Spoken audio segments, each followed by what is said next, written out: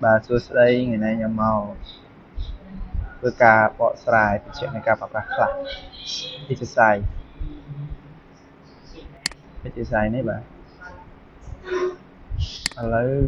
dương màu một bốn cho bà cả projection bà cả projection đó dương người xem được trong Eclipse Workspace dương thì cả projection đó đặt semua máu vậy đặt semua mày class dương đặt semua mày các bạn đây semua project bây giờ nó mày như class vậy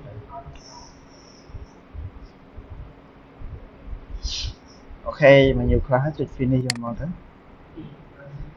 còn đến việc bà nó chơi dương mưa lại folder SOC nữa đây script là nhằm việc trong đó dương mưa cái lại create name project của hình tập nó cái lại SOC folder SOC nè chương dương một cái nơi package one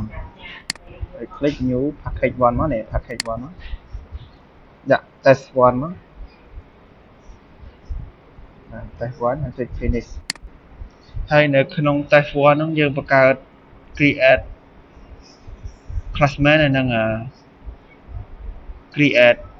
class operation ណាអញ្ចឹងយើងបង្កើតអានេះមួយសិន right click មកយើង click class យើងដាក់ឈ្មោះវាមកដាក់ឈ្មោះត្រូវមកណា classman អានេះ classman របស់វាណាអូខេ classman អូខេយើងត្រូវមកណាដើម្បីយើង copy code នេះដាក់ទៅដំណើរការមកយើងកើតមួយទៀតនៅក្នុង test one ហ្នឹងអូខេ right click មកហើយ new មក class មួយទៀត sorry class មួយទៀតមកណា class នេះយើងដាក់ class operation ណា class operation មាន s class operation មាន s ណាតមកជិះកាត់មក class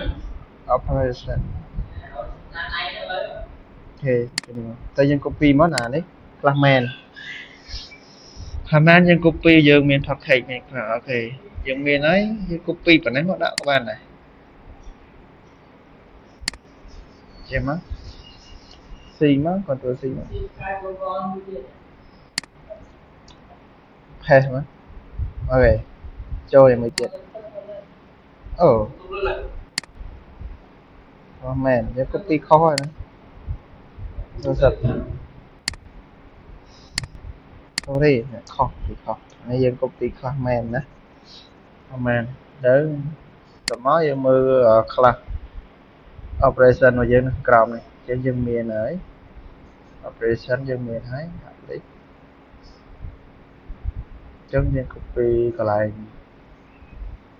ជិះមក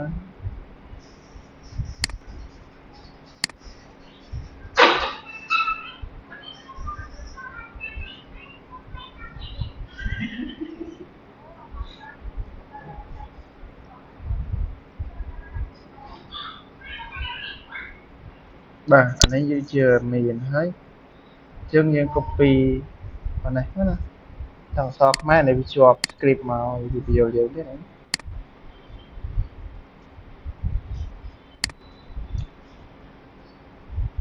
អូ sorry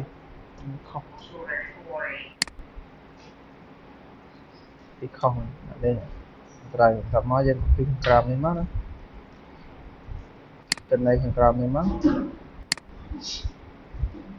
ពីទាំងអស់ក៏បានបើយើងបង្កើតឈ្មោះវាហើយវាជាប់អញ្ចឹងក្នុងហ្នឹងមកទៅវាស្គាល់គ្នាយើងវាចេញសញ្ញាផ្កាយនេះយើងចុច Ctrl S មក Ctrl S សុំតែបញ្ហាខុសទៅណាទេខុសទៅណាមួយ class operation ណា class operation ខុសទៅណាចាំមានសញ្ញាស្វេស2ដងណាអូខេយើងមើលមក Ctrl S មកយើងរានដល់កន្លែងមែនណាលើមែនមកណាឈឺលើមែនហ្នឹងអូខេចុច run tab menu ហ្នឹងមក run យើងទៅមើលប្រវាយតាមលីសានមកណា exercise យើងមើល exercise គ្រូ គាត់មកដាក់ឲ្យគឺ32.22 ជា interim វាចេញ number 2 នេះយើង12.23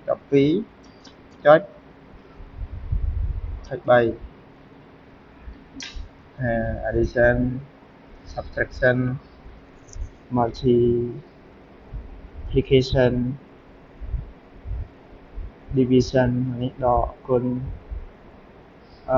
នេះចែកគុណដកបូកណាចាំមកចុច OK ទៅវាចេញដូចគ្នានឹងចម្លើយដែលគាត់លោកគ្រូគាត់ដាក់ក្នុងនេះឲ្យណាអញ្ចឹងគឺថាត្រឹមត្រូវអញ្ចឹងវាធ្វើមានប៉ុណ្ណឹងហើយ script នេះគឺខ្ញុំ paste ឲ្យ description ប្រហែលណាមកបាក់រណា paste ឲ្យណាយើងរៀនធ្វើអូខេសូមអរគុណអរគុណ